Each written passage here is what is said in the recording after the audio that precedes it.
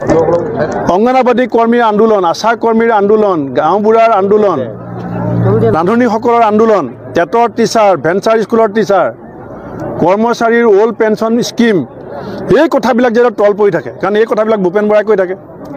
গতিকে যেতিয়া ভূপেন বৰাৰ কথা ক'ব যে ভূপেন বৰা বিজেপিলৈ আহিব, ভূপেন বৰা কালিলৈ আহিব, এই হিমন্ত বিশ্ব শৰ্মাই মুখ্যমন্ত্ৰী হ'বৰ কাৰণে তৰুণ গগৈ ডাঙৰীয়াক পিছফালৰ পৰা মামৰে ধৰা ডেগাৰ দি মৰা নাছিলে জানো? সৰ্বানন্দ সোণোৱাল ডাঙৰীয়াক লেং মাৰি দি সাগৰৰ পাত পেলাই দিয়া নাই জানো? তেওঁ চকী এৰি দিব।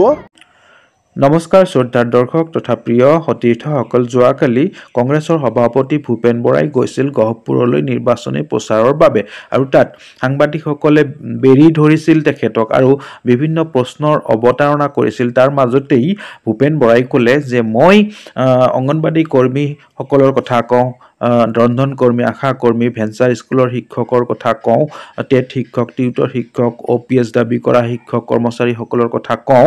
সেইকাৰণেই কৈ থাকে মুখ্যমন্ত্ৰীগৰাকীয়ে মই বিজেপিলৈ যাম, কাইলৈ যাম, এনেদৰে কৈ থাকে। ইয়াৰ উপৰিও আৰু বহু কথাই ক'লে। আহকচোন চাওঁ ভূপেন বৰাদেৱৰ ভিডিঅ'টো। যদি চেনেলটো ছাবস্ক্ৰাইব কৰা নাই এতিয়াও প্লিজ ছাবস্ক্ৰাইব এটা কৰি ল'ব। আহকচোন চাই লওঁ ভিডিঅ'টো। যোৱা 3টা বছৰ আৰু যোৱা 30টা বছৰে কংগ্ৰেছ দলৰ এজন কৰ্মকৰ্তা হিচাপে, দলৰ সভাপতি হিচাপে মই অসমীয়া ৰাইজৰ কণ্ঠ হ'বলৈ চেষ্টা কৰিছোঁ। চৰকাৰখনৰ যিবিলাক অপকৰ্ম, তেওঁলোকে ভিজন ডকুমেণ্টছখন কাৰ্যকৰী কৰাত যিবিলাক ব্যৰ্থতা, সেই কথাবিলাকেৰে মই চৰকাৰখনক ৰাইজৰ হৈ পেলাই প্ৰশ্ন কৰি আহিছোঁ। এতিয়া মই যদি সাপৰ নিচিনাকৈ মুঠ সলাই দিওঁ, অসমৰ মানুহে ৰাজনীতিবিদক বিশ্বাস নকৰা হ'ব। অসমৰ ভাল মানুহে ভৱিষ্যতে ৰাজনীতি কৰিবলৈ নহা হ'ব। ছাত্ৰ ছাত্ৰীসকল, যুৱ প্ৰজন্মই ৰাজনীতিক ঘিণ কৰা আৰম্ভ কৰিব। যে আদৰ্শ, মূল্যবোধ আৰু নীতি ৰাজনীতি আৰু ক্ষমতা সৱস্য, ধন সৱস্যৰ ৰাজনীতিৰ মাজত যিটো পাৰ্থক্য, সেইটো যদি মই শেষ কৰাৰ নেতৃত্ব লওঁ, আপোনালোকে জানো ভাল পাব? মুখ্যমন্ত্ৰীগৰাকীয়ে এই কথাটো কেলৈ কৈ আছে? তেখেতে এইকাৰণেই কৈ আছে যে তেখেতে 6 জনগোষ্ঠীৰ জনজাতিকৰণৰ বিষয়টো আলোচনা হোৱাটো নিবিচাৰে, চাহ শ্ৰমিকৰ মজুৰি বৃদ্ধিৰ বিষয়টো আলোচনা হোৱাটো নিবিচাৰে, অসম চুক্তিৰ ৰূপায়ণৰ কথাটো আলোচনা হোৱাটো নিবিচাৰে, দৰবৰ দাম যে বঢ়াই দিছে, ইলেক্ট্ৰিচিটি বিল যে বঢ়াই দিছে, এই কথাটো আলোচনা হোৱাটো নিবিচাৰে, চিণ্ডিকেটৰ নামত যে লুটপাট চলি আছে, অংগনবাদী কৰ্মীৰ আন্দোলন, আশা কৰ্মীৰ আন্দোলন, গাঁওবুঢ়াৰ আন্দোলন, ৰান্ধনীসকলৰ আন্দোলন, টেটৰ টিচাৰ, ভেঞ্চাৰ স্কুলৰ টিচাৰ, কৰ্মচাৰীৰ অল্ড পেঞ্চন স্কিম, এই কথাবিলাক যেতিয়া তল পৰি থাকে, কাৰণ এই কথাবিলাক ভূপেন বৰাই কৈ থাকে। গতিকে যেতিয়া ভূপেন বৰাৰ কথা ক'ব যে ভূপেন বৰা বিজেপিলৈ আহিব, ভূপেন বৰা কালিলৈ আহিব, এই হিমন্ত বিশ্ব শৰ্মাই মুখ্যমন্ত্ৰী হ'বৰ কাৰণে তৰুণ গগৈ ডাঙৰীয়াক পিছফালৰ পৰা মামৰে ধৰা ডেগাৰ দি মৰা নাছিলে জানো? সৰ্বানন্দ সোণোৱাল ডাঙৰীয়াক লেং মাৰি দি সাগৰৰ পাত পেলাই দিয়া নাই জানো? তেওঁ চকী এৰি দিব।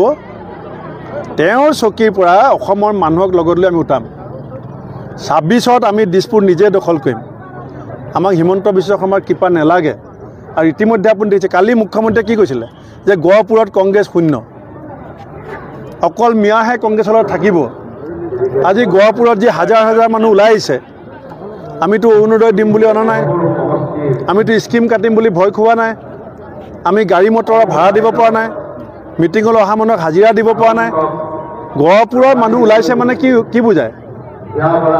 গহপুৰত কনকলতা ওলাইছিলে, গহপুৰত মুকুন্দ কাকতি ওলাইছিলে, এতিয়া আকৌ কংগ্ৰেছৰ মিটিঙলৈ কনকলতা মুকুন্দ কাকতি আহিছে। ৰাহুল গান্ধী কালি কৈছিল যে ৰাহুল গান্ধী আহিলে ভাল হ'ব বুলি কৈছিলে বিজেপি। তাৰপিছত ৰাহুল গান্ধী যদি আহে বিজেপি বাঢ়িব, 20-30 বাঢ়িব। চাওক, মই আপোনালোক মোৰ ককাই ভাই, মোৰতো চেনেল নাই। মুখ্যমন্ত্ৰীয়ে বেবেৰীবাং কথাৰে ইলেকশ্যনটো আচল ইছ্যুবিলাক তল পেলাব বিচাৰিছে। হিমন্ত বিশ্ব কৈছে যে 14খন আসনৰ 13খনেই পাব, ইলেকশ্যন নপতা হ'লে ভাল আছিলে নেকি বাৰু? 13খন যদি পায়ে, এই চ'তমহীয়া গৰমত ইমান এনেকৈ টাকুৰি ঘূৰা দি ঘূৰি আছে কিয়? হিমন্ত বিশ্ব এতিয়াও ক'ব পৰা নাই তেওঁ। আপুনি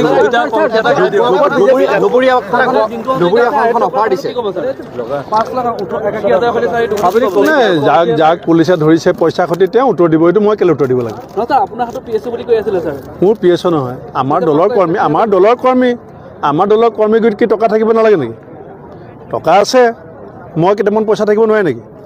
আপোনাক কেইটামান পইচা দিব ভুল গৈছে ইলেকশ্যনৰ সময়ত 50,000তকৈ বেছি পকেটত ৰাখিব নোৱাৰে কোনোবাই ৰাখিলে ধৰিব আৰু তাৰ যদি হিচাপ দিব পাৰে টকা ঘূৰাই পাব নেপালে টকা বাজেয়াপ্ত হ'ব আমি সেইকাৰণে কৈছোঁ যে অসমীয়া মানুহে 1200 টকা দি ঘৰ চলাব নোৱাৰে 1200 টকা অৰুণোদয় 1200 টকা চিলিণ্ডাৰত গুচি যায় আমি সেইকাৰণে কৈছোঁ কংগ্ৰেছ চৰকাৰ আহিব প্ৰত্যেক মাহৰ 9 তাৰিখে 9 লক্ষ্মী নামেৰে 2500 টকাকৈ পাব এতিয়া অসমীয়া ৰাইজে সিদ্ধান্ত ল'ব যে 1200 টকীয়া ল'ব নে 2500 টকীয়া ল'ব বিদেশী অহা কথা কৈছে বিদেশী মুখ্যমন্ত্ৰীৰ যদি সাহস আছে চিঠি ইলেকশ্যনৰ পিছত কিয় লিখিম বুলি কৈছে চিঠি এতিয়া লিখক নে এতিয়া লিখক আজি লিখক আমি উত্তৰ দি আছোঁ